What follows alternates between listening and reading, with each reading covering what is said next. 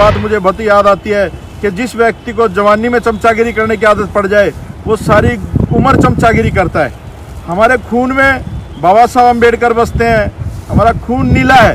इसी विधानसभा में मैंने कहा था लाला जी हम लोग समाज और हक और अधिकार की बात, और जब गुरु रविदास जी का गुरु घर तोड़ा गया मैंने इस असेंबली के पद से इस्तीफा दिया था। और इस लाला जी ने अंदर कहा था सारे एमएलए को कि तुम्हारी औकात नहीं थी एमएलए बनने की। मैं कहता हूं इस लाला जी को कि तुम्हारी औकात नहीं थी मुख्यमंत्री बनने की। अगर बाबा साहब अम्बेडकर इस देश को डेमोक्रेसी कहीं ताखड़ी में डांडी मार रहे होते और कम तोल रहे होते तो वाल्मीकि जाति के स्पेशली लोगों को मैं कहता हूँ, चमार तो बहुत सुलझा हुआ व्यक्ति है, बहुत समझदार लोग हैं। वाल्मीकियों ने आज तक कोई नेता पैदा नहीं कर पाए इस दिल्ली जैसे बड़े शहर में, जबकि सबसे ज़्यादा संख्या है। खुसरो भंगी इस दिल्ली सल्तनत के राजा रहे हैं। आप लोगों को समझना पड़ेगा, इतिहास पढ़ना पड़ेगा। आप लोग इतिहास भूल गए हो, आप लोग दोबारा इतिहास उठाओ, पढ़ो और काबिज हो जाओ अगर अपने हक और अधिकार सुरक्षित करने हैं। ये भाजपा और कांग्रेस अलग नहीं है। जब भाजपा कमजोर होती है तो सारे कांग्रेस में आते हैं, जब कांग्रेस कमजोर होती है तो सारे भाजपा में चले जाते हैं। साहब कांसीराम कहते थे एक सांपनाथ है, नागनाथ है, एक पीला सांप है, एक हरा सांप है। और ये इन दोनों के संभोग से जो सपोलिया पैदा हुआ ये अरविंद केजरीवाल है। तो इन डंक मारते हैं, ये सांप जहर नहीं देखता, सांप डंक मारते हुए कौन है कौन नहीं है। तो आप लोग ये ऐसे सपोलियों को ना पालें, अपने समाज के लोगों को मजबूत करें। और दिल्ली में आने वाले समय में जब भी चुनाव आए, चाहे एमसीडी का मुद्दा हो या दिल्ली का मुद्दा हो, अपनी सरकार बनाने का काम करें और अपने हक। जय भीम साथियों, आज हम दिल्ली विधानसभा में, और इस विधानसभा का 5 साल में सदस्य रहा हूँ।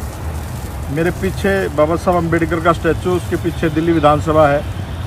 साथियों आज मैं किसी काम से यहाँ पर आया था, लेकिन जहन में कुछ बातें आई, सोचा आप लोगों से साझा करूँ। मेरा जो मैसेज है वो स्पेशली वाल्मीकि जाति के लोगों के लिए है। आप लोगों ने देखा पिछले काफ़ी समय से दिल्ली में अरविंद केजरीवाल की सरकार है, लाला जी की। साथियों डाबड़ी मोड़ पर वाल्मीकि समाज के लोगों के घर तोड़े गए, जबकि दिल्ली सरकार का और केंद्र सरकार का दोनों का नारा था कि जहां पर मकान होंगे वहीं पर झुग्गियां होंगी, वहीं पर मकान बना के देंगे। साथियों डाबड़ी में घर तोड़े वाल्मीकियों को टारगेट करके। और अभी लक्ष्मी नगर में मैं कल गया था, वहां पर वो 70 साल पुराने उत्तर प्रदेश की सरकार की ज़मीन होती थी, वो दिल्ली में जो एरिया आता है उसका उत्तर प्रदेश डॉक्यूमेंट है, उन लोगों के मकान तोड़ दिए जाते हैं। सुप्रीम कोर्ट की आर्डर लेके, हाई कोर्ट की आर्डर लेकर के, और सरकार में बैठे लोग कुछ नहीं बोलते। ऐसा नहीं है कि वाल्मीकि जाति के लोग इस दिल्ली की विधानसभा में नहीं है या इस देश के संसद में नहीं है।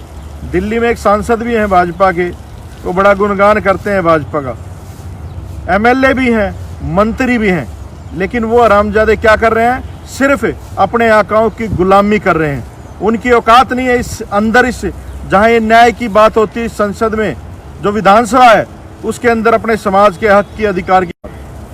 तो साथियों वाल्मीकि समाज की जो संख्या है वो कम से कम 27% है और जाटव समाज की 16% है।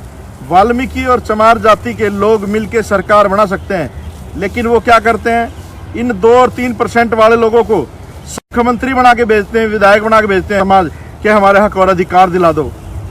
तो आज जो मैं गुनहगार सबसे बड़ा मानता हूँ, इस समाज को मानता हूँ, जो ये लोग इन ब्राह्मणवादी मनुवादी देते हैं और विधानसभाओं में भेज देते हैं।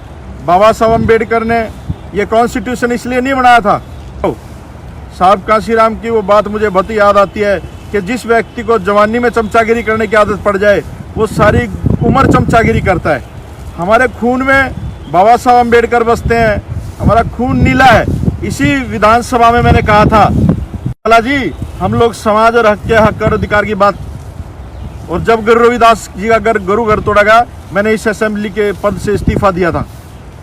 और इस लाला जी ने अंदर कहा था सारे एमएलए को कि तुम्हारी औकात नहीं थी एमएलए बनने की। मैं कहता हूं इस लाला जी को कि तुम्हारी औकात नहीं थी मुख्यमंत्री बनने की।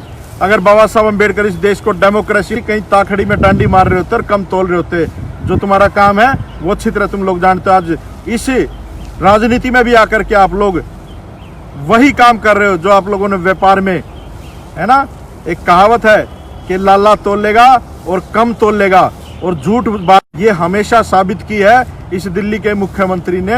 इस दिल्ली की घटिया राजनीति में को गाली देता रहा, कांग्रेस को गाली देता रहा, फिर उनसे माफी मांगी। आज अमित शाह की गोदी में बैठा, मोदी की गोदी में बैठा है। कुछ नहीं बोलता। राजस्थान में सरकारें तोड़ी जाती है, मध्य प्रदेश में सरकार तोड़ने का काम होता है, कुछ नहीं बोलता। ये सारे एक ही थाली के चट्टे बट्टे हैं। समझना पड़ेगा इस देश के बहुजन समाज के, अपने लोगों के ऊपर भरोसा करें।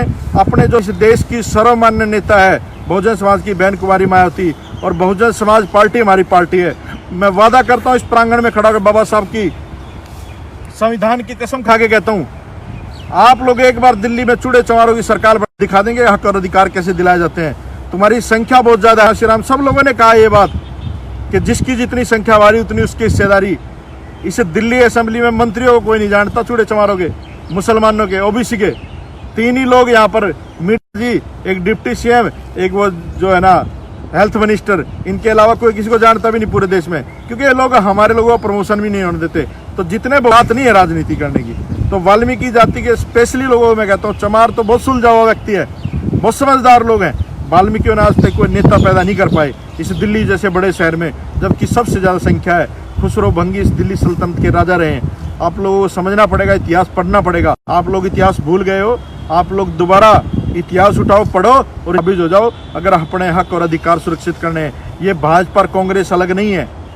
जब भाजपा कमजोर होती है तो सारे कांग्रेस में आते हैं, जब कांग्रेस कमजोर होती है तो सारे भाजपा में चले जाते हैं। साहब कांसीराम कहते थे एक सांपनाथ है, नागनाथ है, एक पीला सांप है, एक हरा सांप है, और ये इन दोनों के संभोग से जो सपोलिया पैदा हुआ ये अरविंद केजरीवाल है। तो इन्हें डंक मारते हैं, ये सांप जहर नहीं देखता, सांप डंक मारते हुए कौन है कौन नहीं है। तो आप लोग ये ऐसे सपोलियों को ना पालें, अपने समाज के लोगों को मजबूत करें। और दिल्ली में आने वाले समय में जब भी चुनाव आए, चाहे एमसीडी का मुद्दा हो या दिल्ली का मुद्दा हो, अपनी सरकार बनाने का काम करें और अपने हक और अधिकार सुरक्षित करें। जय भीम, जय मान्यवर साहब कांसीराम। अगर आपने अभी तक हमारा चैनल सब्सक्राइब नहीं किया है तो सब्सक्राइब करें और घंटी का बटन बिल्कुल भी दबाना ना भूलें, ताकि सभी लेटेस्ट खबरें पहुंच सकें आप पे सबसे पहले।